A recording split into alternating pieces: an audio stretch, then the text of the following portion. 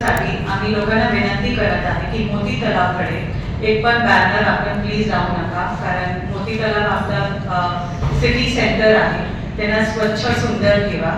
आम्ही नगरपालिकेद्वारा 7 ठिकाणी दिली आहे, आपण बॅनर्स तिथे लावा आणि बॅनर्समध्ये पण आम्ही साईज लिमिटेशन ठेवली आहे.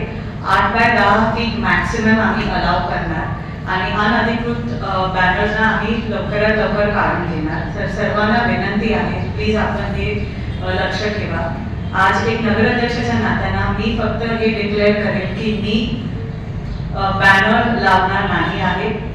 जे लोकांना शुभेच्छा द्यायची आहे गणपतीसाठी, मी त्यांना विनंती करेन की सोशल मीडियाद्वारा आपण शुभेच्छा द्या, तर आपला शहर स्वच्छ राहणार.